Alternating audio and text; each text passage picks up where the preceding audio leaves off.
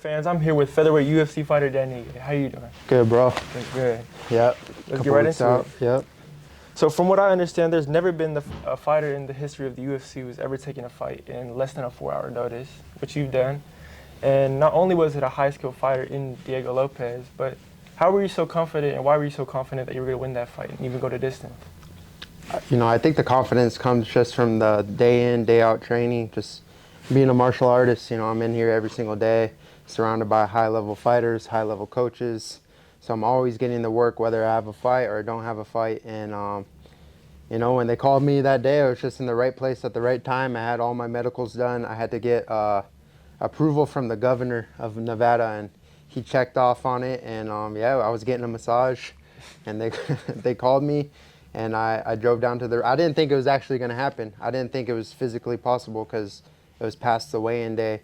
And they asked me what I weighed, and I told them I was probably around 165. So I showed up to the arena. They had me weigh in right there on the scale, weighed in 165, and then fought a couple hours after. It was crazy. That's gangster. And the fact is, you almost won that fight too, with just like little time to even prepare for it. So there's no game planning at that point. Honestly, that took a lot of pressure off. You know, it's just going there and trust on my instincts, trust on my everything I've trained for the last 15 years, which is go in there, don't think, let your skills take over. And you know, the timing was a little awkward. It took me, you know, a round or two to find my timing, and once I started fighting, I took over that fight. But yeah, unfortunately, it didn't go my way. But I feel like I definitely won the crowd. You know, I've done something that's never been done in the UFC. You know, the only person I could think of is your dad, you know, fighting the day of a fight, you know, getting the call and just showing up and fighting. But in the UFC, it's just, yeah, it's never been done. So I'm stoked to hold that title. You actually ended up hurting Diego Lopez too, which was amazing. Yeah, I cracked him. I hit him pretty hard with a nice right hand, good straight left hand. And yeah, just a couple more minutes, one more round, who knows? You never know, but however it happened in the best way it's supposed to happen. You know, God always has a plan, and here we are.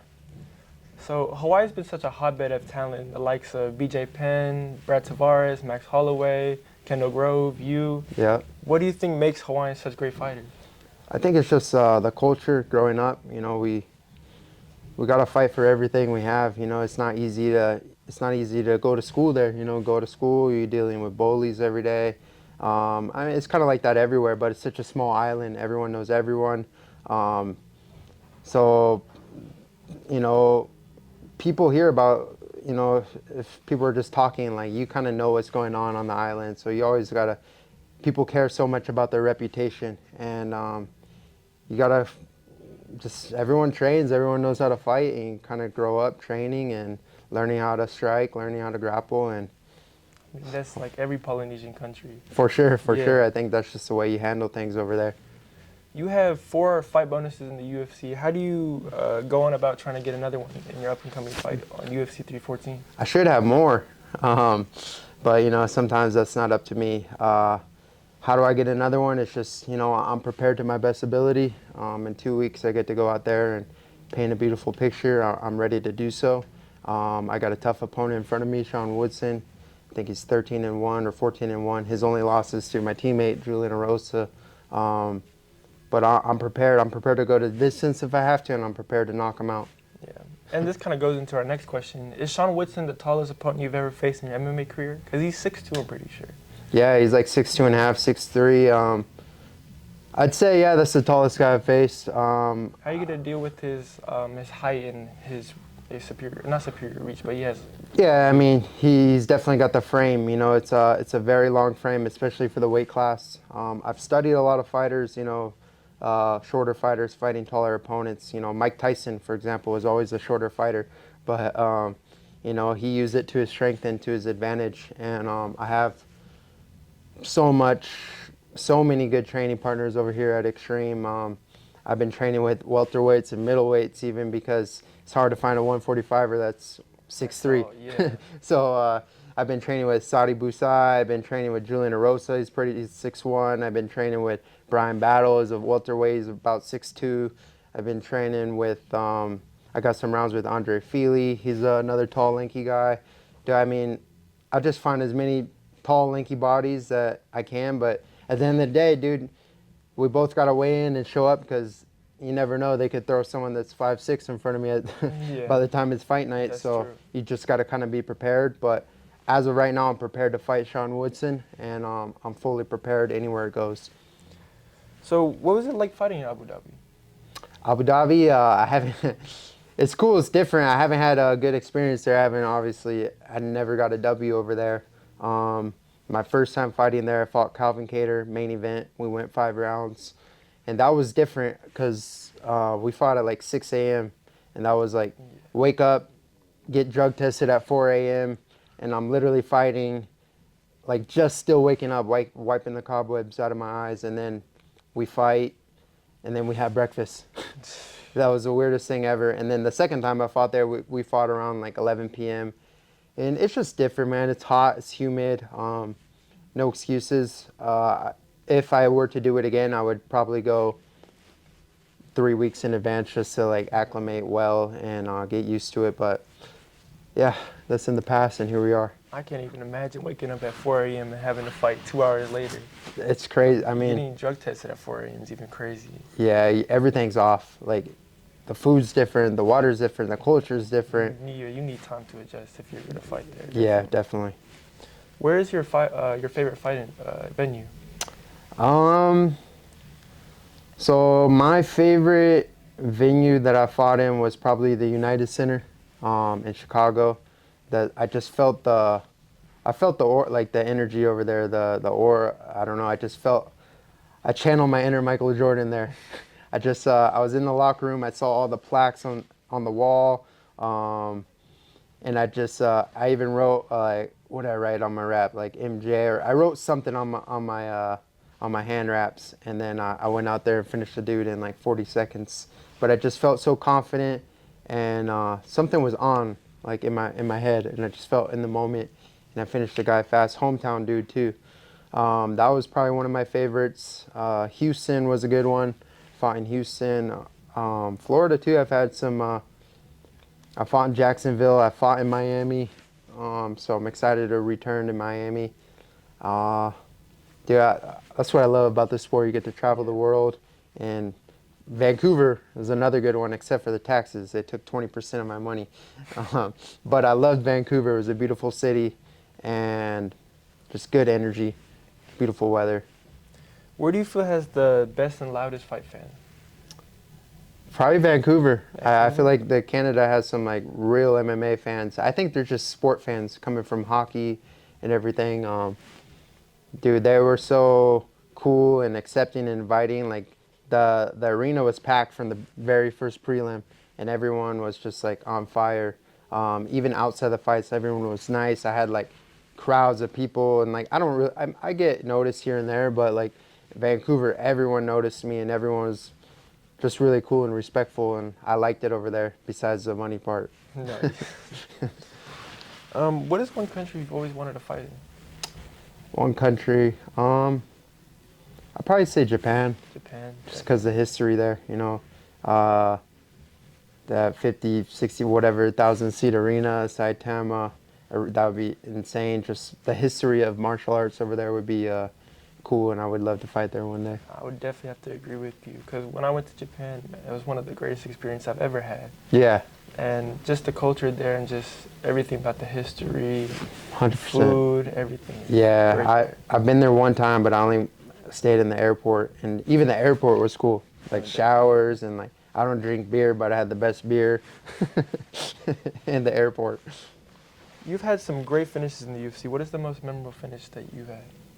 I'd probably say my favorite one was the Damon Jackson. Again, one of those fights I was locked in. I just felt in the moment. I saw everything. I felt like I was in the Matrix. I could see everything my opponent did before he threw it. I saw him breathing. I was just very present. And yeah, as soon as he loaded up to throw an uppercut, I just landed a nice straight hook, cross hook. And I finished him with the left hook and walk-off KO. Had to summon my inner race Sefo and walk off. You've mentioned before that you had to work a job while in the UFC for a couple of fights. How how did you balance your job, your MMA career or your UFC career, and work? Yeah, so it's probably actually my first 10 fights. I thought as soon as I made it to the UFC, I was good. I didn't have to work no more. I could just focus full time on my fighting. Before I got in the UFC, before I moved here, I was working construction in Hawaii and still fighting as an amateur. Then I moved to Vegas. I was 2-1 as a pro, and I started working with Ali Abdelaziz, a manager, and I worked with him all the way to maybe my 10th fight in the UFC, and I was a personal assistant, and it was a hard balance because he's like a 24/7 grinder, always working. There's no 9 to 5. You don't clock out.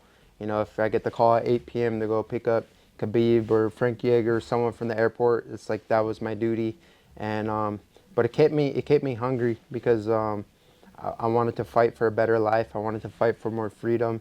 And then once I had kids and started my own family, I had a priority shift. I had to focus full time on fighting and focus full time on my family. So that was like the shift for me to make that priority switch. But it's doable for any young fighter coming up that thinks they have to either go all in on. So you got to make it happen somehow, some way. So whether you're working DoorDash or Uber or doing something or grinding, just you got to embrace it and go through that grind and, work your butt off and get to where you want to be. Yeah.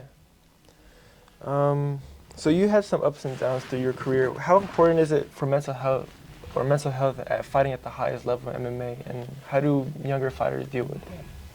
I think mental health is one of the biggest things that, people are talking about it more, but things that people don't really understand or think about or talk about too much. And I think for any high performer in any sport, any career, it's very important to give your mind a place to go, when you're not doing, like for me, fighting, training. Like, I can't take that home with me and think about it all. I used to go train all day, fight, whatever, and come home, and that's all I think about.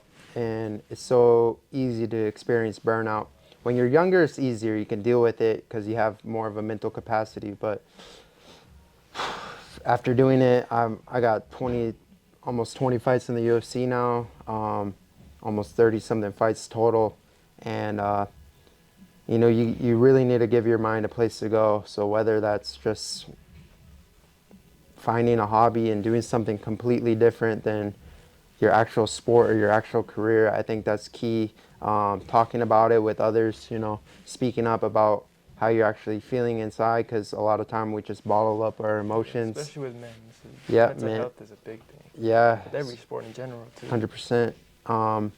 So I really like to, especially after a fight, I know people are back in the gym on Monday. I really take that time to just get that hunger again.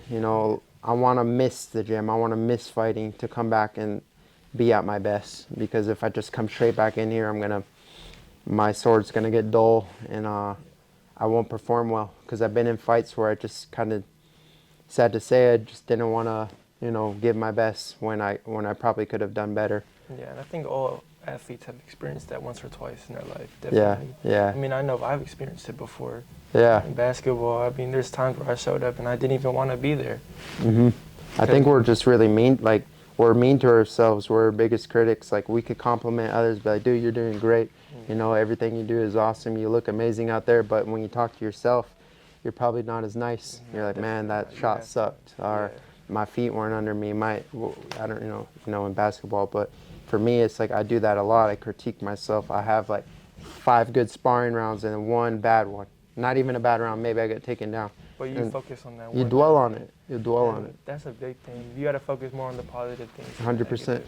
I think if you just do that, you'll succeed, I guess. Yeah, and then give it to God. Having a relationship with God is... That's a big one, definitely. Most important. I rely on...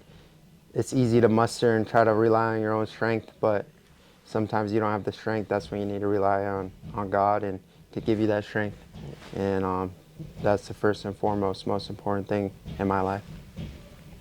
What is your predictions for the co-main event and the main event for UFC 314, which is the card that you're fighting on? Main event, There's Volk and Diego Lopez. It's crazy to think about that. Good for Diego, man. Good for him to be there. You know, so he earned it. But I think Volk, I think he can win that fight. I'm not gonna say easy. I'm not gonna say easy, but because Diego does hit hard. When I fought him, he had a different presence about him. Like everything he did was hard. Like it hurt. Remember, he kicked my leg. Everything he was trying to do was to hurt me and to knock me out. And so if he doesn't clip Volk early, then I think Volk is going to have a big cardio advantage and just technicality, and he's very tactic based. Yeah, and I think he's going to win on, I think he can dominate. And then the co-main event, Paddy and Chandler, right? Yeah. At this point, I don't know. I really think Chandler can knock out Paddy, but Paddy is just, I feel like a little bit, got a little more of that chip on his shoulder, yeah. And I think people are doubting him there. And shoot, I don't know, man. It's an interesting fight. I'm gonna say Michael Chandler. Michael Chandler. How many days do you go without having sex before a fight? Shoot, I mean, at this point, 3 weeks out, you're not thinking about sex. You know, I'm tired, I'm beat up, I'm sore. I don't really believe in that that myth that you gotta stop. Sometimes I used to, like the Gracies will say like 3 weeks or something, 2 weeks. I used to say, okay, 1 week, that was the maximum. But I've also done it fight week, but I lost. So I don't know, it's hard to say. Yeah. And for our final question, what is your goals and career targets for yourself in the future? Goals right now is just to get back on track. You know, I want to get 3 wins under my belt before talking about rankings or contendership or titles or anything like that. I want to go get 3 dominant wins. You know, get some respect back on my name, and then go from there. Yeah. Thank you all for tuning in. This is Dan Ige, and please like, share, and subscribe to Live MMA, and click the bell icon to be notified whenever we post new videos.